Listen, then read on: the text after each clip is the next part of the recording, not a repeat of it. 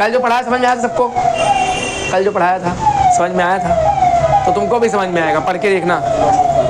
इन लोग को आ रहा है तो तुम्हें तो आएगा ही आएगा बे।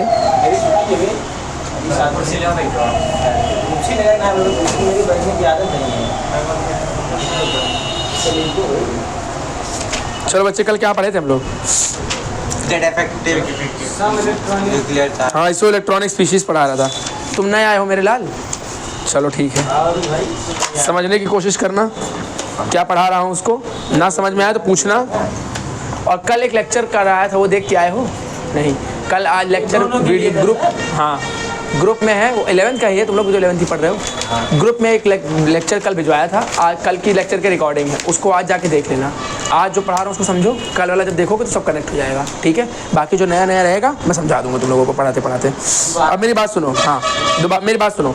पहले मैंने तुम लोगों को कल ये बताया था, हम लोग पढ़ क्या रहे हैं पहले तो पता होना चाहिए। जेड इफेक्टिव, प्रभाविक नाभिकीय आवेश पढ़ रहे हैं, बताया था।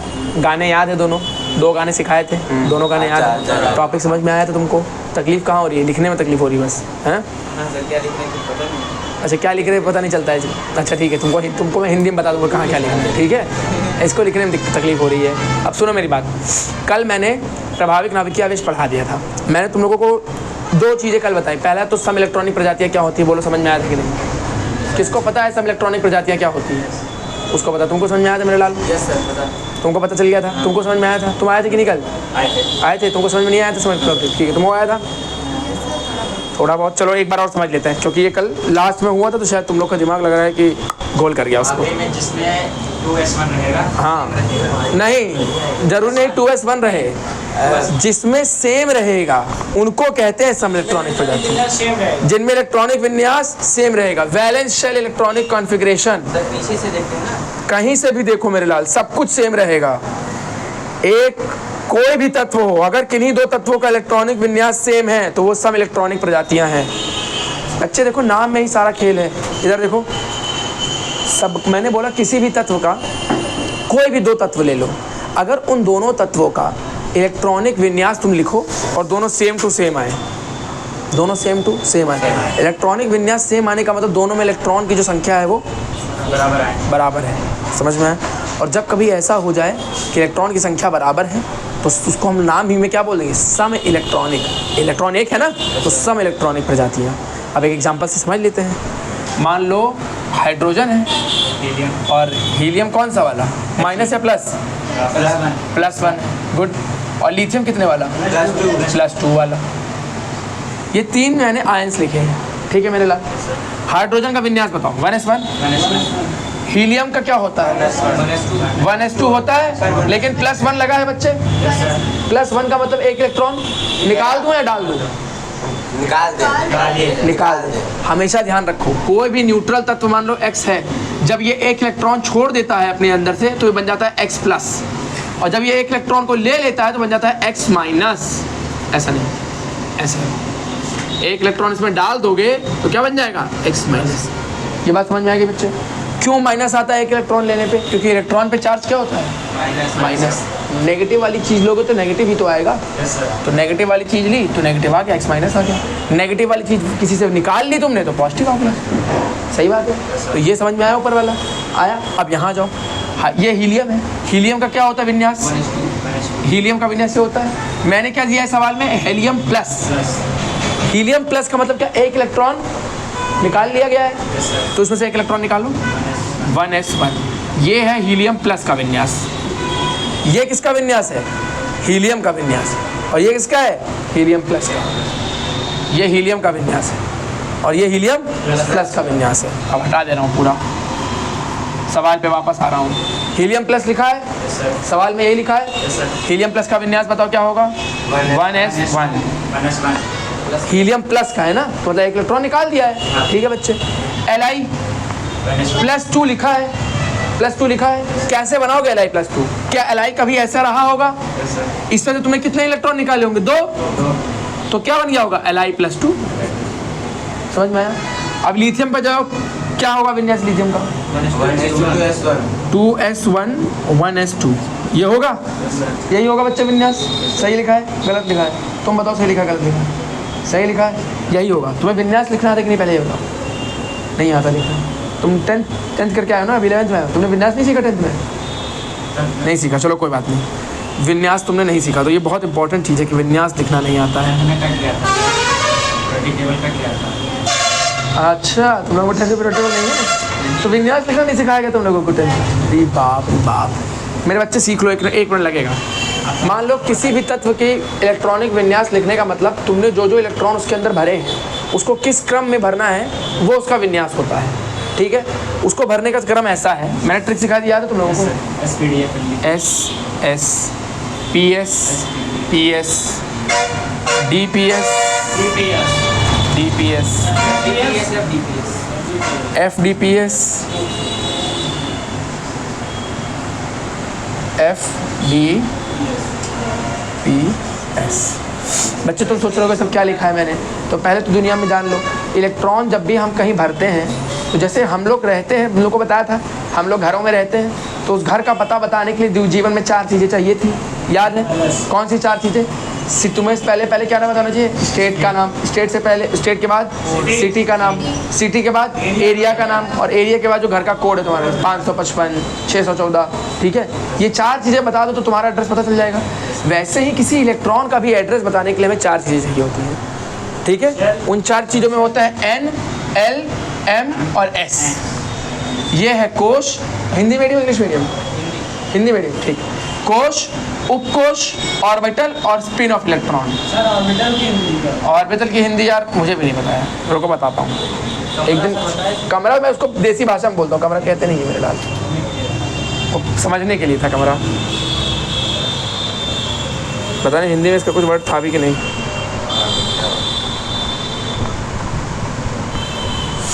एक मिनट रुको। कक्षाएं, गुड, इसको कहते हैं कक्षाएं, कक्षा, हाँ। और ये है स्पिन ऑफ इलेक्ट्रॉन। स्पिन समझते हो? इलेक्ट्रॉन क्लॉकवाइज घूम रहा है कि एंटी क्लॉकवाइज घूम रहा है? क्लॉकवाइज समझते हो? क्लॉकवाइज मतलब घड़ी की दिशा में घूम रहा है। कोई भी चीज़ अगर नाचती है तो 2 ही तरह से नाच सकती है, या तो क्लॉक की डायरेक्शन में, घड़ी की दिशा में, या घड़ी की विपरीत दिशा में। समझ में आया? वैसे एक इलेक्ट्रॉन भी क्या अपनी एक्सिस पे, जैसे कि सूर्य के चारों तरफ धरती चक्कर लगा रही है, वैसे ही हर एक तत्व के अंदर, एक परमाणु के अंदर, उसके अंदर सेंटर में बैठा है, जैसे हमारे सेंटर में है सन, सूर्य, वैसे वहाँ सेंटर में बैठा है न्यूक्लियस, और उस न्यूक्लियस के चारों तरफ जैसे हमारी पृथ्वी चक्कर लगाती है सूर्य के, वैसे ही न्यूक्लियस के चारों तरफ चक्कर कौन लगाता है? इलेक्ट्रॉन, ठीक। इलेक्ट्रॉन चक्कर लगाएगा तो दोनों तरह से लगा सकता है, क्लॉकवाइज भी और एंटी क्लॉकवाइज भी। समझ में आया? तो वो क्लॉकवाइज जा रहा है या क्लॉकवाइज एंटी क्लॉकवाइज जा रहा है, उसको हम कैसे बताते हैं? एस की मदद से, ठीक। कौन से कक्ष में बैठा है? एम की मदद से। कौन से उपकोष में बैठा है? एल की मदद से। कौन से कोष में बैठा है? एन की मदद से। उपकोष सब शेल, जैसे मान लो ये एक किसी धूड़ी है जिसपे इलेक्ट्रॉन घूम रहा है, ठीक है। इलेक्ट्रॉन, अब ऐसे समझो देसी भाषा में, जैसे तुम्हारा घर का पता बताने के लिए मैंने बोला स्टेट, फिर क्या होनी चाहिए? सिटी, फिर एरिया, फिर कोड, ऐसे पता बताते हो घर का। तो तुम किसी को बता दो हम भैया अयोध्या में रहते हैं, ठीक। अब मान लो वो आया है अमेरिका से, उसको थोड़ा पता है अयोध्या कहाँ है, उसको पता कैसे बताओगे? उसको बोलोगे मैं इंडिया में, कंट्री बता दीजिए, उत्तर प्रदेश में, अयोध्या शहर में, गंजा गांव में 555 गांव में रहता हूँ, ऐसे पता बताओगे? वैसे ही इलेक्ट्रॉन का भी हाल है, ठीक है।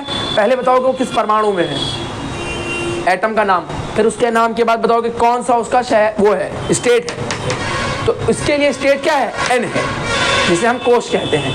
हमारे लिए जो स्टेट है वो इलेक्ट्रॉन के लिए कोश, हमारे लिए जो शहर है, क्या स्टेट के अंदर बहुत सारे शहर होते हैं, वैसे एक कोश के अंदर कई उपकोश होते हैं। समझ में आया?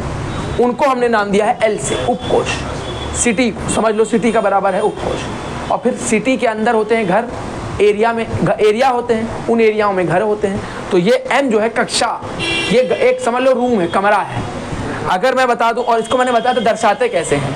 एन को तुम दर्शाते हो, एन को तो नहीं, ये जान लो, एल को तुम दर्शाते हो एस पी डी एफ।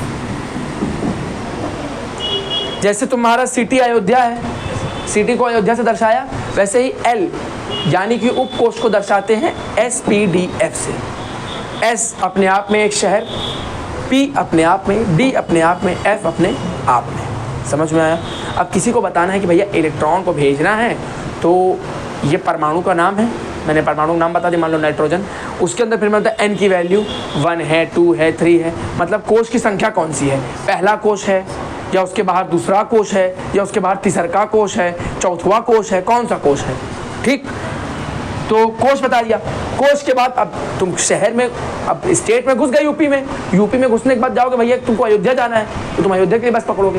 वैसे ही तो एन में घुस गए कि पहला कोश है, दूसरा कोश है।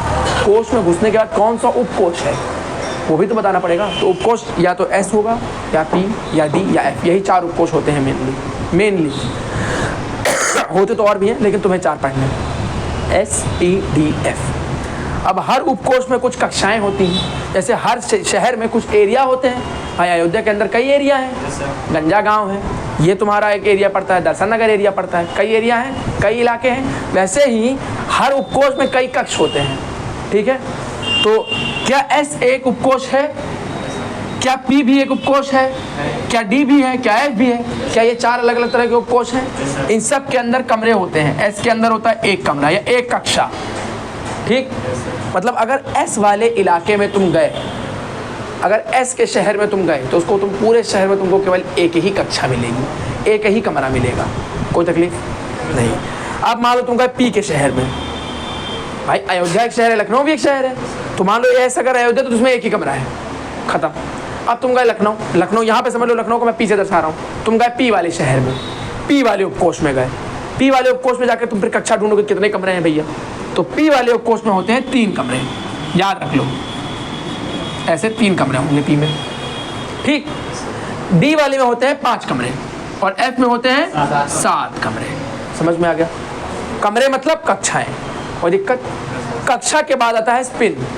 अब इस कक्षा में कौन बैठा होगा, जैसे हर कमरे में हम रहते हैं, इस कमरे में कौन रहता है, इलेक्ट्रॉन रहता है, तो यहाँ इलेक्ट्रॉन को बैठा दो। एक कक्षा में 2 इलेक्ट्रॉन रह सकते हैं, एक कमरे में 2 लोग रह सकते हैं आराम से, रहते भी हैं, लड़के पढ़ने वाले 2 ही लोग रहते हैं। वैसे एक कमरे में यहाँ पे 2 इलेक्ट्रॉन रहते हैं। अब इलेक्ट्रॉन रहते भी हैं तो तुम लोग भी अगर देखो, एक कमरे में अगर 2 लड़के रह रहे तो एक का बेड इस तरफ, एक का बेड उस तरफ, अपोजिट होता है। वैसे इसमें भी एक इलेक्ट्रॉन अगर क्लॉकवाइज है तो दूसरा एंटी क्लॉकवाइज। वो दिक्कत। अब अगर तुमको मैं नहीं समझाया तो तुमको समझ आए कि इलेक्ट्रॉन को ढूंढने के लिए 4 चीज़ों की जरूरत होती है। पुराना रिवाइज हुआ, 4 पता तुमको बताया था, पता लगाने का हो गया। अब ये तो तुमको मैंने समझाया कि 4 ये होते हैं, नोट्स से लेके लिख लेना। इन 4 चीज़ों के अलावा पता तो तुम्हें मिल गया। अब इस इलेक्ट्रॉन का पता मिल गया, लेकिन मान लो तुम्हारे पास 10 इलेक्ट्रॉन है, मान लो 10 छोड़ो, छोटा उठाओ, हीलियम, पहचानते हो हीलियम को? पहचानते हो? क्या एटॉमिक नंबर 2 होता है? होता है। 2 एटॉमिक नंबर का मतलब 2 इलेक्ट्रॉन है उसके पास। अब भाई 2 इलेक्ट्रॉन को कहाँ भरे, कैसे पता चलेगा? पता तो तुमको पता है, पता है, लेकिन किस पते पे किस इलेक्ट्रॉन को भेजना है ये कैसे बताओगे? इसका कोई क्रम तो होना चाहिए ना भाई। कक्षाएं तुमने सोचा कि मैं किसी कक्षा में भेजूंगा, पहले कक्षा में भेजोगे, दूसरे में भेजोगे, तीसरे में भेजोगे, चौथे में भेजोगे, कैसे पता चलेगा? कौन से उपकोष में भेजोगे? एस में भेजोगे, पी में भेजोगे, डी में भेजोगे, एफ में भेजोगे, कैसे पता चलेगा? कैसे पता चला? उसके लिए है क्रम, और पूरा क्रम ये लिखा है। ये कोश और उपकोश को मिला के सारे पते मैंने एक साथ लिख दिए हैं। अब देखो, पहले पता लिखना सीख लो, फिर इसका समझाऊंगा कि होता कैसे है। पहले मैंने सारे लिखे हैं, ये सारे उपकोश हैं, एस पी, पहचान रहे हो? कैसे मैंने लिखा कि 2 बार एस है, फिर पी एस है, फिर पी एस है। इसको लिखने की एक ट्रिक है, ट्रिक समझ लो। हर चीज़ को, ये 4 उपकोश होते हैं, एस पी डी एफ। क्या ये पहले नंबर पे है? सबको 2-2 बार लिखना है। पहले इसको 2 बार, फिर इसको 2 बार, फिर इस पूरे को 2 बार, फिर उस पूरे को 2 बार। करूं? पहले इसको 2 बार लिखूं, एस एस लिख दिया। फिर अब अगला दोनों को, इन दोनों को कितनी बार? 2 बार। पी एस पी एस, पीछे से लिखना है, पी एस लिख दिया, पी एस। अब अगला लिखूं कितने बार? 2 बार। डी पी एस, देखो लिखा है डी पी एस लिख दिया। फिर अगला यहाँ से शुरू करूं, एफ डी पी एस लिखूंगा, और कितनी बार लिखूंगा? 2 बार। तो F D P S check करो, एफ डी पी एस। कोई तकलीफ आ रहा है? कुछ समझ में? पुराना है बिल्कुल, सीधी चल रहा है, इजी लिख दिया मैंने विन्यास। अब कोश लगाते हैं। एस सबसे पहला है 1 2 3 4, सारे एस पे नंबर लगा दो, 5 6 7 8। बच्चे समझ में आया? सारे इसमें नंबर लगा दिए। अब पी में नंबर लगाएं। पी में भी ऐसे नंबर लगाना है, बस संख्या लिखते जानी है। पी कौन से स्थान में बैठा है? क्या दूसरे पे? तो शुरुआत कहाँ से होगी? 2 से। कोई दिक्कत? 2 से शुरू कर दूं? पहला पी कहाँ है? ये रहा। लिख दूं? 2। 1 से नहीं शुरुआत की है, क्योंकि कहाँ पे बैठा है? दूसरे नंबर पे। तो 2p। फिर 2 के बाद 3 के बाद 4 यहाँ आ गया, 5 यहाँ आ गया, फिर 6 यहाँ आ गया, फिर 7 यहाँ आ गया। बच्चे समझ में आया? कोई तकलीफ किसी को? इजी है। आगे बताओ। अगला डी है, कौन से स्थान में बैठा है? तीसरे पे। तो 3 से शुरू करूंगा। पहला डी कहाँ दिखाई दे रहा है? ये लिखा? क्या लिखूं? 3 लिखूं, 4 लिखूं? 3 लिख दूं? 3 के बाद 4, 4 के बाद 5, 5 के बाद 6। कोई तकलीफ? खत्म। एफ कौन से स्थान पे है? चौथा। शुरू करूं 4 से। कहाँ है एफ? देखो, ये रहा। लिख दूं? क्या लिखूं? 4 लिखूं, 5 लिखूं? 4। 4 के बाद अगला एफ कहाँ है? यहाँ। क्या लिखूं? 4 लिखूं, 5 लिखूं? 5 लिखूं। अब 4 क्यों लिखोगे? 4 तो हो गया ना? हाँ, संख्या आगे बढ़ेगी ना? 5। 5 के बाद आगे बढ़ो। और भी कोई एफ है क्या? नहीं, खत्म, सब बन गया। ये है तुम्हारा क्रम, ये है तुम्हारा क्रम। अब इस क्रम में एनर्जी भरनी है। अब तुम्हारे पास मान लो पहला एलिमेंट हाइड्रोजन, कितना एटॉमिक नंबर कितना होता है? 1। कितने इलेक्ट्रॉन होंगे? 1। कहाँ भरोगे? पहले वाले में। ठीक। एस में कितने कमरे होते हैं? 1। अभी सिखाया था, इसमें 1 कमरा होता है। 1 कमरे में कितने इलेक्ट्रॉन भर सकते हो? 2। हाइड्रोजन के पास कितने भरने? 1, तो 1 भर दे रहा हूँ। अगर 2 भरने होते तो 2 लिख देता, कोई तकलीफ। हीलियम में कितने होते हैं? 2। तो क्या यहाँ हीलियम के लिए अगर लिखना होगा तो 2 लिख दूंगा। आया समझ में? लिथियम के लिए 3 होते हैं, यहाँ लिख दूं? हो गया हीलियम का तो विन्यास। हीलियम के बाद लिथियम कहाँ गया? हीलियम के बाद ये था हीलियम, ये आया लिथियम, बेरिलियम। बेरिलियम में क्या करोगे? सही है। बेरिलियम के बाद बोरॉन, क्या करूं? यहाँ लिख दूं? सही बात है। बेरिलियम के बाद बोरॉन के बाद कार्बन, क्या होता है? एक और बढ़ा दूं? भाई बढ़ा, 6 होता है ना? देखो गिन लो, 6 आया, 2 2 4 तो 6 आ गया। सही है। अब तुम सिर्फ मुझे बताओ एटॉमिक नंबर 12 कैसे लिखोगे? 2 2 4 2 6 हो गया। और बताओ किसमें? इसमें 2 भरूं? ये पूरा नहीं भरोगे? पी में कितने कमरे थे? ये पी है, ये पी है। पी में कितने कमरे थे? हाँ, पी में यहाँ लिखाया था 3 कमरे थे पी में। एस में था 1 कमरा, पी में 3 कमरे, डी में 5 कमरे, एफ में 7 कमरे। अब बताओ, एस में 1 कमरा था, पूरा भर गया। आगे बढ़ जाए, ये दूसरा एस, इसमें भी कितने कमरे होते हैं? 1 कमरा। इलेक्ट्रॉन कितने भरते हैं? 2। भर गया पूरा। आगे बढ़ जाऊँ, आ गया पी। पी में कितने कमरे? 3। अभी लिखा है पी में कितने कमरे? 3। याद रखो, एस में 1 कमरा, पी में 3 कमरे। पी में कितने कमरे? 3। पी में 3 कमरे हैं। पी में 3 कमरे हैं तो इलेक्ट्रॉन कितने भर सकते हो? 6। यहाँ कितने लिख दूँ? 6। अभी मैंने 1 और 2 लिखा था, अभी 6 लिखा है। क्यों भाई? कमरे 3 हैं, जितने की जरूरत है उतने भर लो। अभी तुमको मैंने सवाल किसका दिया है? 12 एटॉमिक नंबर का, तो मतलब 12 इलेक्ट्रॉन है। जब भाई 12 लोगों की जगह, तुम 12 लोगों की जगह भरोगे ना अगर 12 इलेक्ट्रॉन है तो। अगर मान लो पहले से ही तुमको पता था कि 5 इलेक्ट्रॉन वाला है, 5 इसका होता है एटॉमिक नंबर? क्या होता है? बोरॉन। बोरॉन का 5 होता है। बोरॉन का 5 कैसे भरोगे? 2 इधर, 2 इधर, और इसमें कितने भरोगे? 1 भरोगे। कोई दिक्कत? कार्बन का 6 होता है, 2 इधर, 2 इधर, इधर कितने भरोगे? 2। लेकिन मैंने सवाल अब क्या दिया है? 12। 2 इधर, 2 इधर, इसमें कितने भरोगे? 6। कितने हो गए? 10।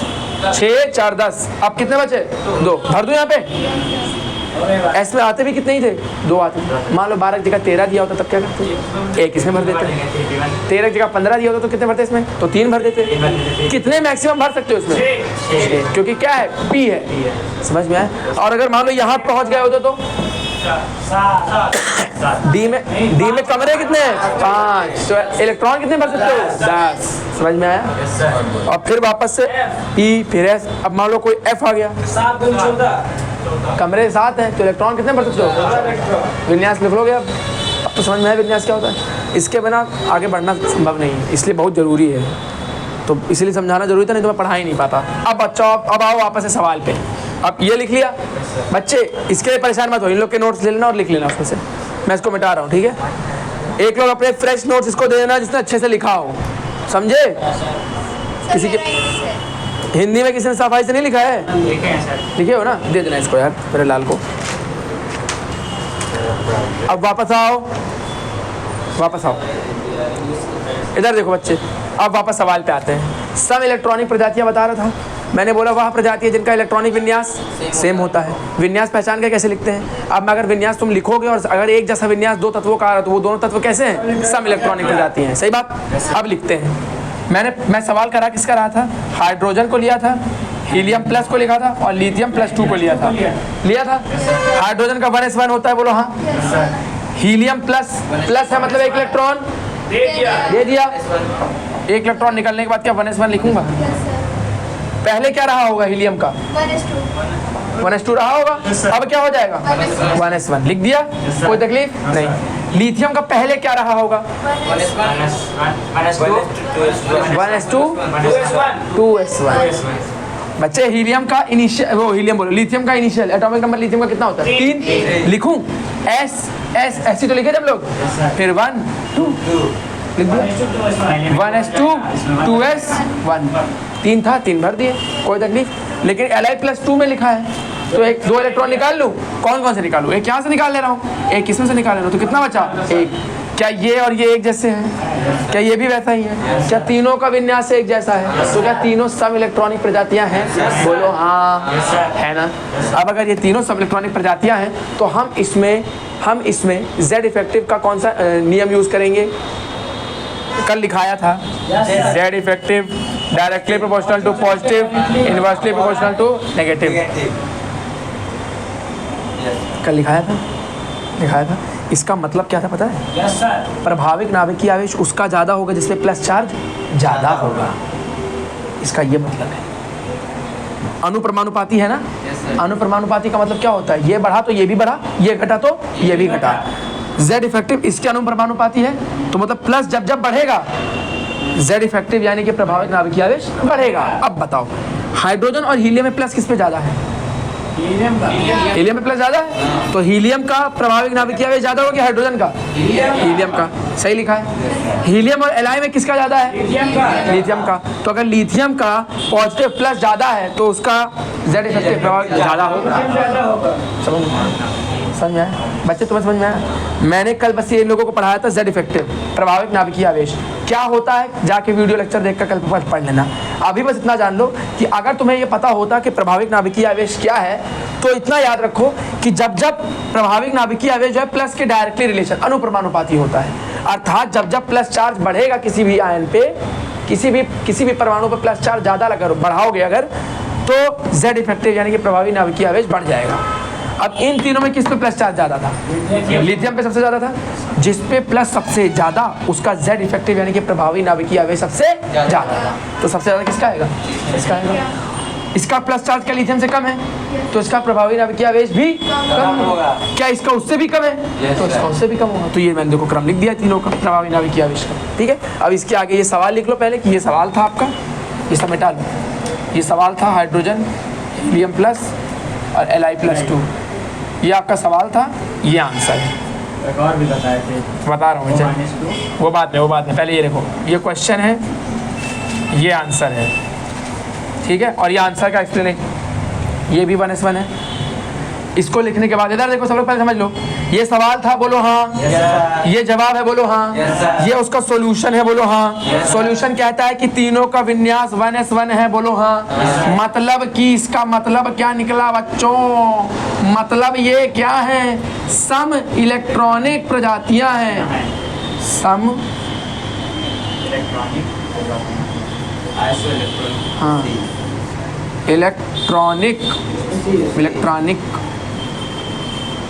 प्रजातियां हैं, इलेक्ट्रॉनिक प्रजातियां हैं। अगर यह हैं तो नियम कौन सा लगेगा? ये वाला, ये नियम लिखाया था मैंने कल, ठीक है। देखो बच्चे नियम लिखाया था कल, तुम्हें मिल रहा है? तुम्हें मिला ये नियम? कहाँ लिखा है तुमको? देखो ज़रा, देखो ये लिखा है तुमने, डायरेक्ट होता है किसके? ये क्या लिखे हो?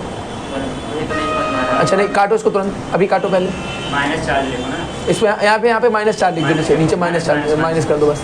और यहाँ क्या लिखे हो, यहाँ इसको सही करो, Z जो है इफेक्टिव डायरेक्टिव से प्लस चार्ज की, समझ में आ रही है?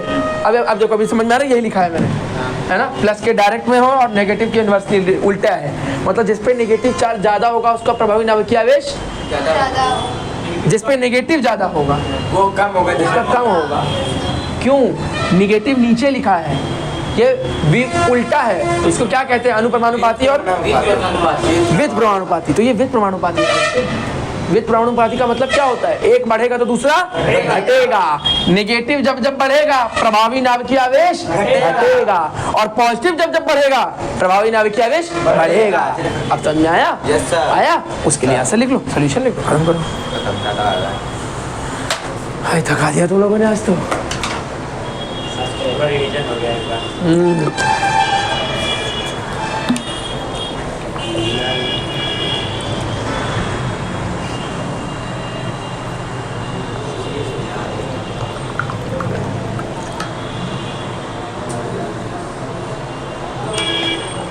तो ZE क्या है?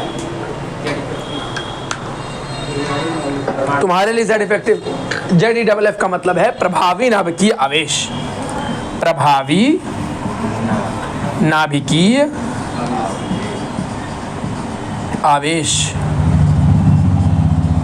इसका लेक्चर आज जाके देख लेना बच्चे। इतना लंबा बार बार नहीं लिख पाऊंगा, इसलिए ये लिखता हूँ ZEFF, Z इफेक्टिव। ठीक, तो इसको पहचानना सीख लो, क्योंकि ये बार बार लिखना संभव नहीं है। आज से इसको यही बोलूंगा, Z इफेक्टिव। ठीक, तो जब मैं जेफ बोलूं या Z इफेक्टिव बोलूं तो समझ जाना किसकी बात हो रही है? प्रभावी नाभिकीय आवेश की। ठीक है,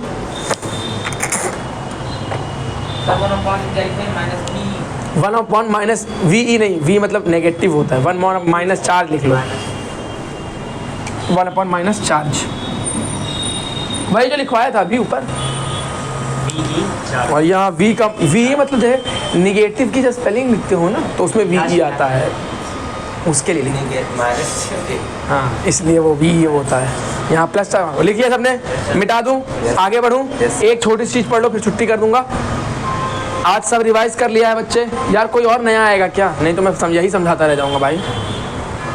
देखो आज का लेक्चर रिकॉर्ड हो गया है, जो बच्चा नया आएगा आज का लेक्चर कहना पहले देखेगा या वही देख लेगा और फिर ये लेक्चर देख लेगा, उसको समझ में आएगा क्या है। दोनों लेक्चर बहुत ज़रूरी है। कोई नया बच्चा है तो उसको ये लेक्चर दिखाना ज़रूरी है। क्या भैया इसको बिना देखे क्लास करने मत आओ, समझ में कुछ आएगा नहीं भाई, आता होगा नहीं, फिर मैं क्लास में टाइम वेस्ट करूँगा। तो पहले ही बोल दो, अगर आया है क्लास करने तो उसको बोलो चलो बैठना है, बहुत ज़रूरी मन है, बैठ जाओ आकर के, लेकिन समझ में नहीं आएगा ज़्यादा, समझ में, क्योंकि भाई ऐसा टॉपिक ही चल रहा है भाई, ये टॉपिक सब रिलेटेड है आपस में।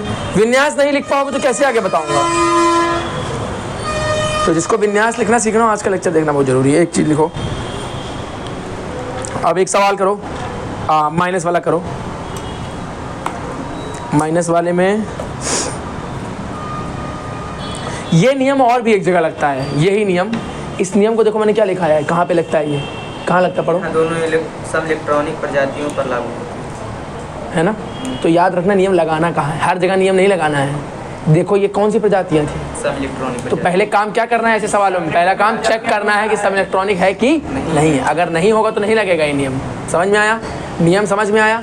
नियम जो लिखाया है अभी तो तुम उसको रट लो कि ये नियम होता है, कहाँ लगाना है ये भी याद रहना चाहिए। जब जब सब इलेक्ट्रॉनिक प्रजातियाँ होंगी तो ही लगेगा। एक और जगह ये नियम लगता है, वो भी लिखो, यहीं पे चाहे तो ऊपर यहीं पे लिख लो, यहीं पे लिख लो तुम, जहाँ पे वो लिखा था उस जगह को वापस जाओ, वो रूल जहाँ पे लिखा था, ये वाला रूल, ये लिखा है ना, यहीं पे नीचे लिख लो एक और। समझ में आया मैं क्या बोल रहा हूँ? yes, जहाँ पे वो नियम लिखा है वहीं पे ऐड कर लो, यह नियम एक ही परमाणु के अलग अलग आयनों पर भी लागू होता है। यह नियम एक ही परमाणु के अलग अलग आयनों पर भी लागू होता है। तुम लोग लिखो, also applicable for different ions of an atom. Also applicable for different ions of an atom. For different ions of an atom. लिखिए सबने हिंदी वालों ने? Yes sir. किसी को दिक्कत? Yes sir. इसका मतलब यह है, अब सबने लिख लिया तो ऊपर देखो, ऊपर देखो, मुझे तुम लोग बताओगे O माइनस और O-2 में Z इफेक्टिव का ऑर्डर बताओ, प्रभाविक नाभिकीय आवेश का ऑर्डर। ओ माइनस 2 सबसे ज़्यादा किसका है? O का ज़्यादा है। क्यों? चीजें घटती हैं। माइनस में जब जब चार्ज बढ़ता है प्रभाविक नाभिकीय आवेश घटता है, तो सबसे ज़्यादा इसका माइनस चार्ज है और इसका माइनस अगर ज़्यादा है तो प्रभाविक नाभिकीय आवेश कम होगा। सही बात है, अभी यही नियम बताया था। तो सबसे कम ये है, तो ये ऑर्डर होगा। सही लिखा है। यह नियम यहाँ लगाया, ये पता कैसे चला कि यहाँ लगेगा? क्योंकि तीनों में क्या है? ऑक्सीजन। एक ही परमाणु के अलग अलग आयन हैं, है ना, इसलिए ये नियम यहाँ लगाया। समझ में आया? मतलब कि अब तुमको कहाँ ये नियम लगेगा? दो जगह लगेगा, या तो सम इलेक्ट्रॉनिक प्रजातियां दिया हो सवाल में, या सवाल किसका दिया हो? एक ही परमाणु के अलग अलग आयन दिए हो। अब बताओ, क्या यही सवाल हीलियम माइनस और हीलियम प्लस में भी लगेगा? लगेगा। लगा लोगे? एक ही एटम के अलग अलग आयन है, हीलियम ही तो है सारे, और सारे हीलियम के ही अलग अलग आयन है ना, तो लग जाएगा। लगा लोगे? आंसर निकालो, मुझे बताए। Li प्लस Li और Li माइनस में लगेगा? लगेगा। एक ही परमाणु के अलग अलग आयन है, लगा के आंसर निकाल लोगे, मुझे भी पता है, टेंशन ना लो। एक पूछूंगा, रुक जाओ, अभी इजी वाला थोड़ा पूछूंगा। अच्छा बताओ, Al3+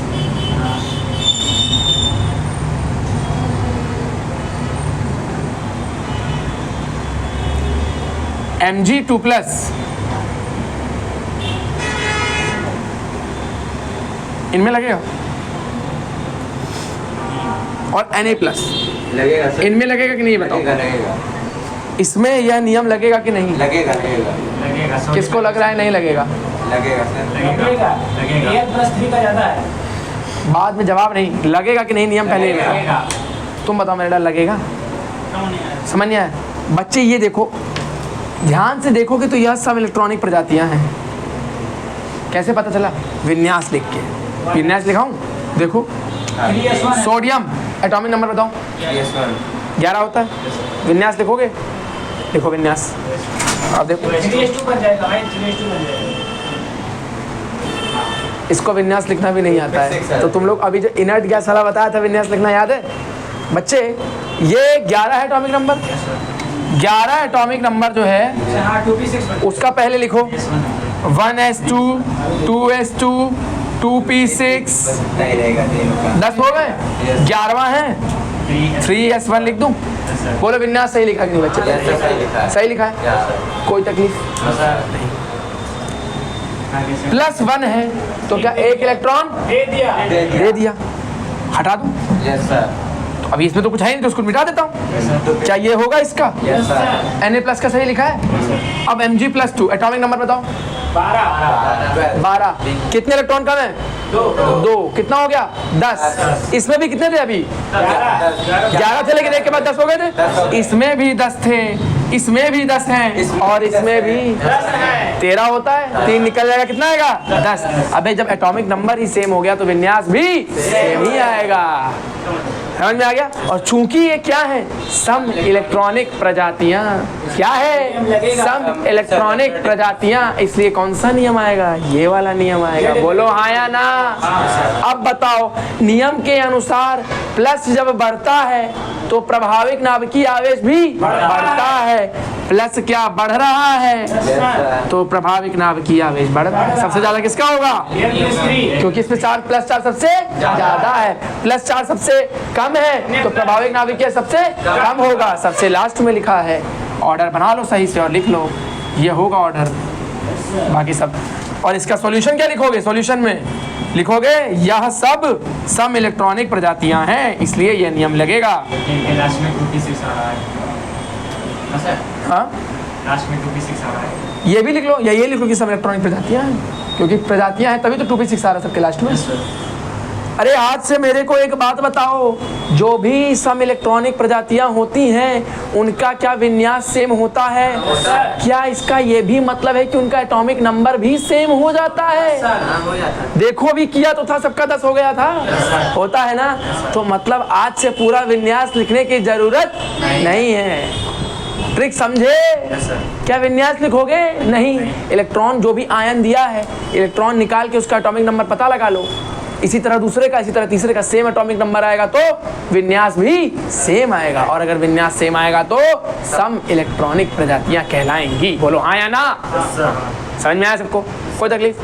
कोई तकलीफ मेरे लाल, मेरे बच्चों? आज की क्लास यही समाप्त होती है। आप सभी का आने के लिए बहुत बहुत शुक्रिया। तथास्तु। वीडियो ऑफ कर दो मेरे लाल।